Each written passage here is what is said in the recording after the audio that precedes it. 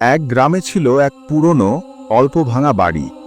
গ্রামের সবাই সেই বাড়ি থেকে দূরে থাকত, কারণ তারা বিশ্বাস করত রাতে সেখানে অদ্ভুত শব্দ আসে, আর কখনো কখনো কেউ কেউ দেখতে পায় ফিকে আলোয় ভেসে ওঠা ছায়ামূর্তি।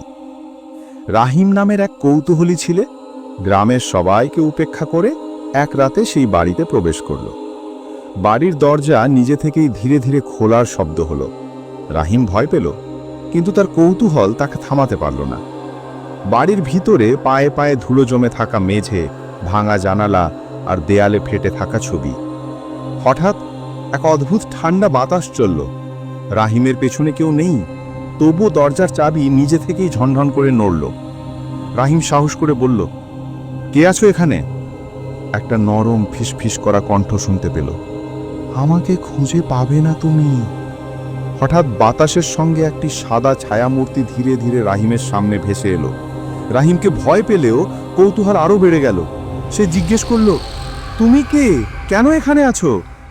ছায়ামূর্তিটি বলল, আমি এই বাড়ির শেষ মালিকের আত্মা। এখানে এক রহস্য লুকিয়ে আছে যা কেউ খুঁজে পায়নি।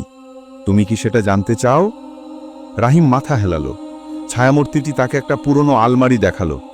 আলমারির ভিতরে ছিল এক খোলা ডায়েরি। ডায়েরিটি পড়ে রাহিম জানল, এই বাড়িতে একটি গুরুত্বপূর্ণ গহীন ধন লুকানো ছিল, কিন্তু সেটার খোঁজ কেউ করতে পারল না। হঠাৎ ছায়ামূর্তিটি ধীরে ধীরে অদৃশ্য হতে লাগল। রাহিম তখন বুঝল, ভয় শুধু বাহ্যিক নয়, কখনো কখনো এটি আমাদের কৌতূহলকে আরও শক্তিশালী করে। সেই রাত থেকে রাহিম গ্রামের সবাইকে গল্প শোনাতে লাগল। কেউ সেই ধন খুঁজে পায়নি, কিন্তু সবাই বিশ্বাস করল পুরনো বাড়ির ভেতরে সত্যিই কিছু আছে। আর রাহিম, সে আর কখনো ভয় পায়নি।